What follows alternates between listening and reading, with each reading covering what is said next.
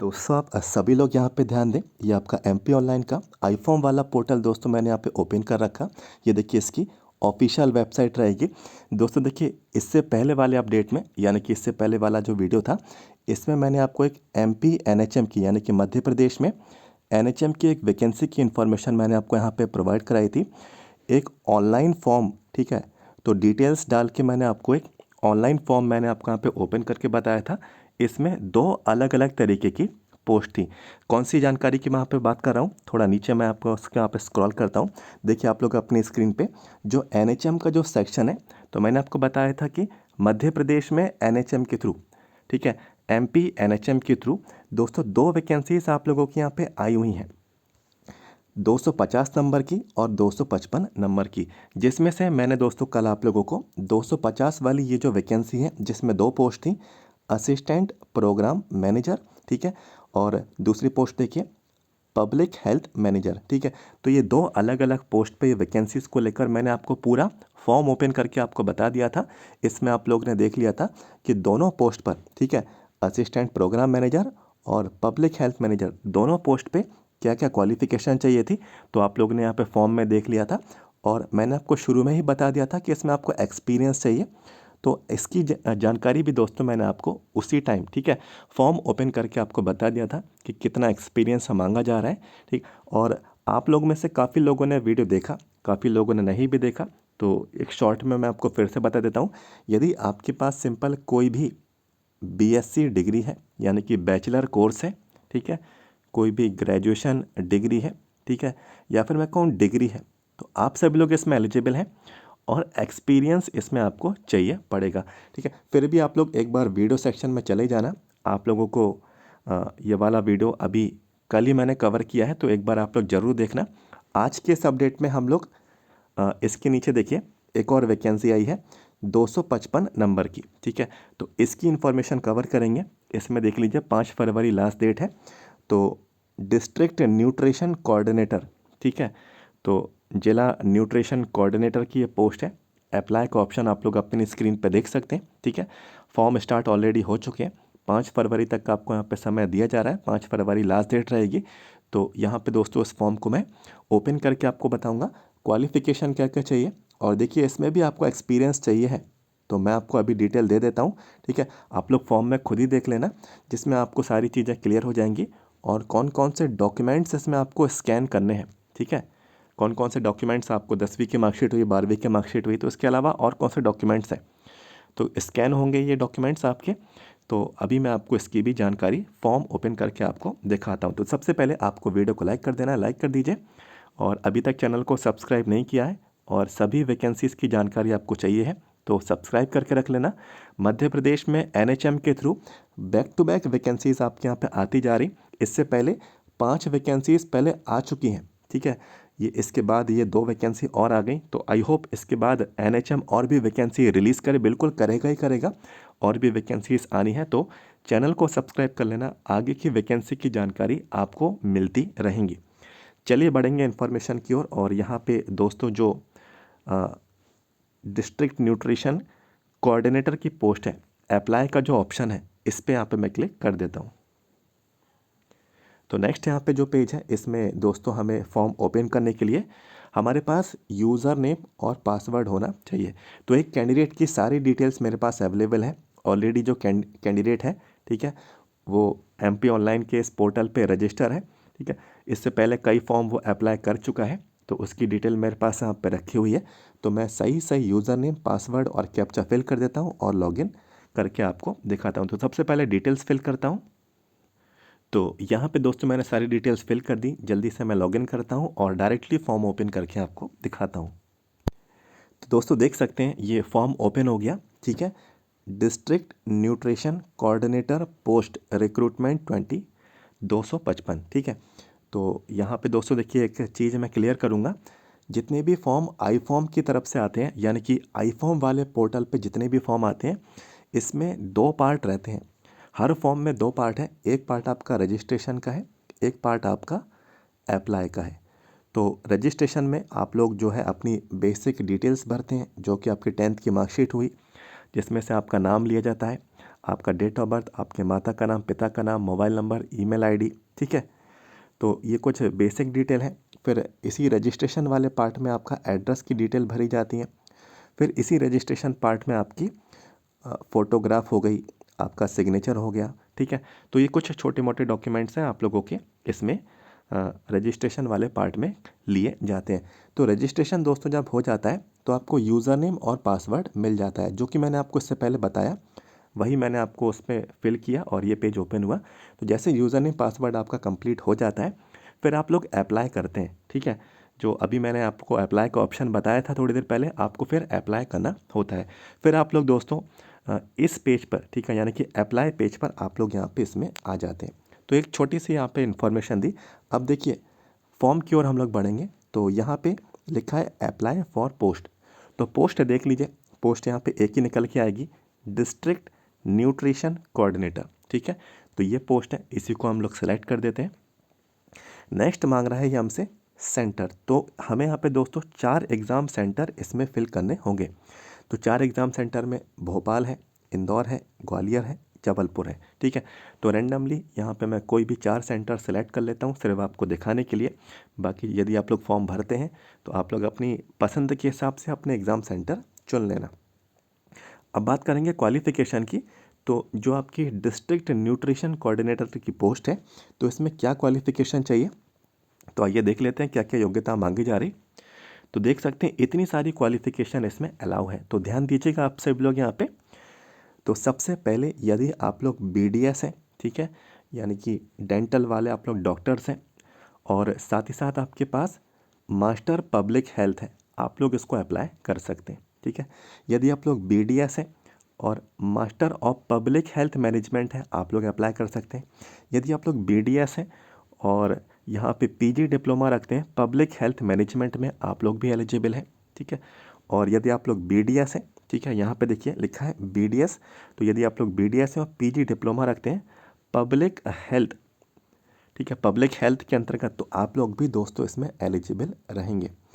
अब नेक्स्ट आते हैं, ठीक है, BDS वाले हो गए। अब BAMS वाले देखिए, तो BAMS वाले जो होम्योपैथी डॉक्टर्स हैं, ठीक है, आपके पास BHMS के साथ MPH है, यानी कि मास्टर पब्लिक हेल्थ है, आप लोग एलिजिबल हैं, ठीक है। होम्योपैथी वाले जो डॉक्टर्स हैं BHMS, तो इसके साथ master of public health management ये भी एलिजिबल है। BHMS यदि आप लोग हैं, PG डिप्लोमा है पब्लिक हेल्थ में, ये भी एलिजिबल है। BHMS डॉक्टर्स हैं और PG डिप्लोमा है आप लोग पब्लिक हेल्थ मैनेजमेंट में, तो ये भी दोस्तों आप लोग एलिजिबल रहेंगे। तो डेंटल वाले हो गए, होम्योपैथी वाले हो गए। अब देखिए इसमें आयुर्वेद वाले भी हैं। तो आयुर्वेद वाले भी देखिए 4 तरीके से, तो आयुर्वेद वाले और MPH, ठीक है, ये इसमें एलिजिबल रहेंगे, मास्टर पब्लिक हेल्थ। आयुर्वेद वाले master of public health management, ये भी इसमें एलिजिबल रहेंगे। आयुर्वेद वाले डॉक्टर्स और PG डिप्लोमा जो है पब्लिक हेल्थ में, ये भी एलिजिबल रहेंगे। और Ayurveda doctors PG diploma public health management के क्षेत्र से, तो ये भी इसमें एलिजिबल रहेंगे। तो डेंटल वाले हो गए, ठीक है, होम्योपैथी वाले हो गए, आयुर्वेद वाले भी हो गए। अब देख लीजिए यूनानी वाले भी हैं, तो 1 2 3 4, तो इसमें भी यूनानी डॉक्टर के साथ, यानी कि BUMS तो है ही, ठीक है, BUMS के साथ मास्टर पब्लिक हेल्थ है, या फिर मास्टर पब्लिक हेल्थ मैनेजमेंट है, या PG डिप्लोमा है पब्लिक हेल्थ में, या PG डिप्लोमा है पब्लिक हेल्थ मैनेजमेंट में, ये सभी दोस्तों आपके एलिजिबल रहेंगे, ठीक है। तो ये सारे BDS हो गए, ठीक है, BHMS हो गए और BAMS हो गए, और यहाँ पे दोस्तों BUMS हो गए। तो यहाँ पे सभी पैथी जो है आयुर्वेद, यूनानी, होम्योपैथी और डेंटल, ये चिकित्सा वाले सभी डॉक्टर से अप्लाई करेंगे। और PG डिप्लोमा आप लोगों से मांगा जा रहा है, मास्टर कोर्स भी आप लोगों से यहाँ पे मांगा जा रहा है। तो जो भी संबंधित क्षेत्र में मांगा जा रहा है तो आप लोगों के पास है, तो बिल्कुल आप लोग इसको सेलेक्ट कर लेना। तो अभी मैंने रैंडमली एक को ही सेलेक्ट कर लिया है।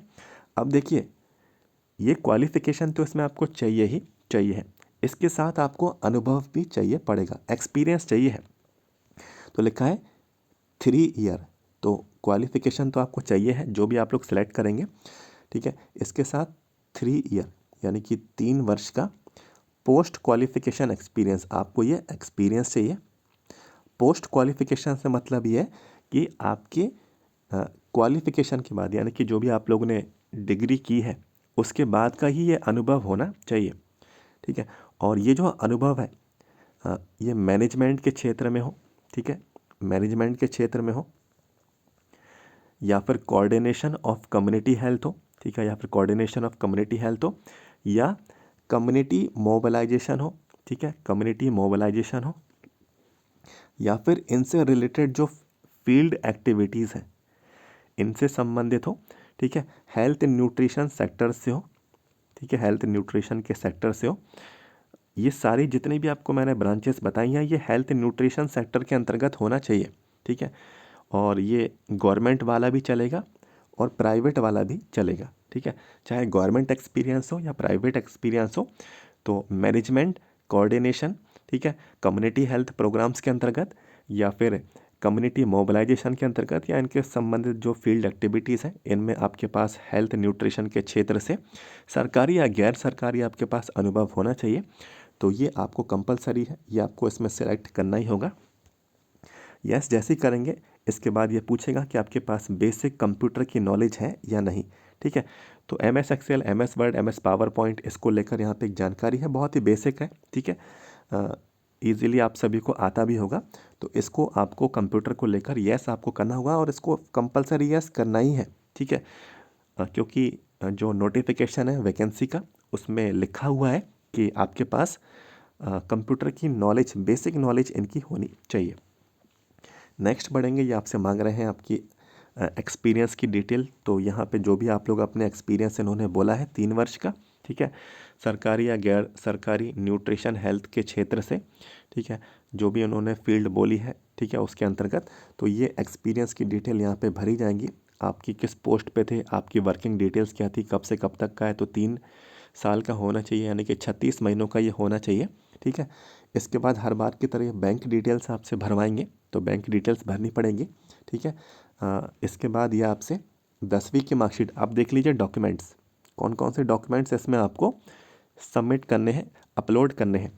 तो डॉक्यूमेंट्स इसमें 10वीं 12वीं, ठीक है, 10वीं 12वीं ये आप लोगों का इसमें दोनों मार्कशीट जो है आपको यहाँ पे इसमें अपलोड करनी है।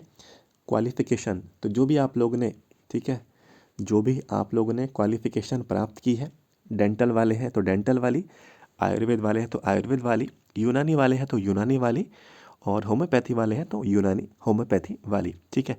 तो आपकी लास्ट ईयर की या लास्ट सेमेस्टर की जो भी मार्कशीट है वो इसमें चल जाएगी, आप लोग इसको अपलोड करें।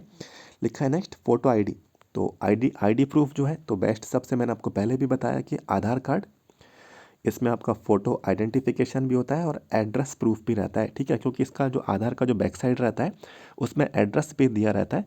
तो आधार कार्ड सबसे बेस्ट है, आपको ये इसमें अपलोड कर देना है। इसके बाद दोस्तों ये आप लोग जो अपना सर्टिफिकेट है, आपका सर्टिफिकेट इसमें अपलोड होगा, एक्सपीरियंस सर्टिफिकेट, ठीक है। तो इसके बाद ये सारी डिटेल्स फिल करने के बाद आप लोग उसको सबमिट करेंगे नेक्स्ट पेज पे, ठीक है। इसके बाद जो नेक्स्ट पेज आएगा वो रहेगा आप लोगों का पेमेंट पेज, ठीक है, पेमेंट पेज रहेगा। इसमें करीब करीब देखिए फ़ीस पेमेंट कितना लग रहा है ये कहीं भी नहीं दिया है, और इससे पहले 6-7 वैकेंसी जितनी भी आई कहीं भी उन्होंने नहीं बताया कि कितनी फ़ीस लगेगी, लेकिन मैं आपको बता देता हूँ क्योंकि काफ़ी लोगों ने फॉर्म अप्लाई करवाए, तो उनकी जो फ़ीस लगी है, ठीक है, 710, 708 या 710 रुपये ये आपका फ़ीस लगती है, ठीक है। तो वो कोई इसमें कोई कम ज़्यादा नहीं है। जैसे ही सबमिट करेंगे आगे के पेज पे सारी डिटेल्स निकल के आ जाएंगी ट्रांजैक्शन की, ठीक है, कितनी फ़ीस वो लग रही है वो आपकी स्क्रीन पे खुद से नज़र आएगी, ठीक है। और दोस्तों बिना फ़ीस पेमेंट के आपका फॉर्म सबमिट नहीं होगा, फ़ीस आपको पे करनी ही होगी।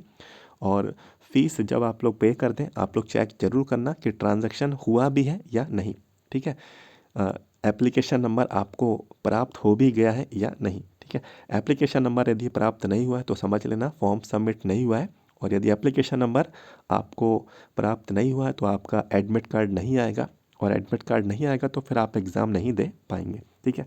और फिर तब लेट भी आप लोग हो चुके होंगे जब आप लोग ये चेक करेंगे कि आपको एप्लीकेशन नंबर मिला ही नहीं था, ठीक है। तो फीस का पेमेंट केयरफुली आपको करना है। और यदि ये फॉर्म आपको अप्लाई करवाना है तो हमारा हेल्पर ही आपका फॉर्म अप्लाई कर देगा 7415543659। ये व्हाट्सएप नंबर आपको दे दिया गया है, व्हाट्सएप पे आप लोग मैसेज कर सकते हैं, ठीक है। व्हाट्सएप मैसेज ही करिएगा, आपके साथ सारी डिटेल्स शेयर की जाएंगी। इसमें काफ़ी समय लगेगा फॉर्म अप्लाई करने में, ठीक है। करीब करीब इसमें 1 से सवा घंटा इसमें लगता है, कभी कभार 1.5 घंटा भी लग जाता है, क्योंकि मैंने अभी आपको ये रजिस्ट्रेशन वाला पार्ट नहीं बताया, ये अप्लाई पार्ट बताया है, ठीक है। ये अप्लाई पार्ट है दोस्तों, इसमें काफ़ी प्रॉब्लम आती है। और इससे पहले वाला जो जब आपका यूज़र नेम और पासवर्ड बनता है, ठीक है, तो उसमें भी काफ़ी प्रॉब्लम आती है, बहुत सारे डिटेल से भरवाते हैं। और जैसे कि आप लोग अपने स्क्रीन पर देख रहे हैं, तो ये सारे डॉक्यूमेंट्स देखेंगे ना जो अपलोड करने हैं, तो कुछ आपसे जेपीजी में मांग रहे हैं, कुछ आपसे पीडीएफ में मांग रहे हैं, कुछ का साइज़ 200 KB है, कुछ का साइज़ 500 KB है। यहाँ पे दोस्तों देखिए, ये आप लोगों से बैंक की डिटेल्स भरवा रहे हैं, तो इसमें भी काफ़ी प्रॉब्लम हो जाती है। यहाँ पे भी दोस्तों एक्सपीरियंस की डिटेल्स आपसे भरवा रहे हैं, तो ज़्यादा समय आप लोग इस पेज पर देंगे तो ये पेज दोस्तों क्या होता है, एक्सपायर्ड हो जाता है, ठीक है। क्योंकि कुछ समय तक ही ये पेज जो है वैलिड रहता है और इसमें कोई भी एक्टिविटी नहीं होती है, तो ये पेज एक्सपायर्ड हो जाता है। जैसे ही सबमिट करेंगे ना, ठीक है, यहाँ पे सबमिट करेंगे, आगे जो है सेशन एक्सपायर्ड लिखा हुआ आपका आ जाएगा, ठीक है। आप लोग यदि फॉर्म भरते होंगे तो आपको इस चीज़ का आइडिया होता होगा, ठीक है। तो ये छोटी छोटी चीज़ें हैं, मैंने आपको बता दी। तो सबसे पहले अपने डॉक्यूमेंट्स रेडी रखना, तभी ये फॉर्म आप लोग इसको अप्लाई करें। कहीं से भी करवाएं, हमारे द्वारा करवाएं या दुकान पे जाके करवाएं, लेकिन सही तरीके से, सही बिल्कुल केयरफुल तरीके से इस फॉर्म को आप लोग अप्लाई करें। और दोस्तों देखिए, जो मैंने आपको बोला कि हमारा हेल्पर ये फॉर्म अप्लाई करेगा, मैंने आपको व्हाट्सएप नंबर भी दिया 7415543659, ठीक है। ये व्हाट्सएप नंबर मैंने आपको दे दिया है, आप लोग चाहें तो मैसेज कर सकते हैं, आपकी इच्छा है, आपकी मर्ज़ी है। जो भी फ़ीस है, ठीक है, 710 या 708 रुपये, वो तो आपके लगे ही लगेगी। और जो भी आपका फॉर्म अप्लाई का चार्ज रहेगा, तो वो भी आपको पे करना होगा, क्योंकि काफ़ी समय देना होगा, 1 से सवा घंटा 1.5 घंटा लगेगा इसमें। तो अप्लाई चार्ज भी आपको देना होगा। आपको घर बैठे बैठे फॉर्म अप्लाई होके दोस्तों ये आपको प्रिंट आउट व्हाट्सएप पे ही मिल जाएगा। सारी डिटेल्स आपसे वेरीफाई करने के बाद ही सबमिट यहाँ पे की जाएंगी। तो आपकी इच्छा, आपकी मर्ज़ी है।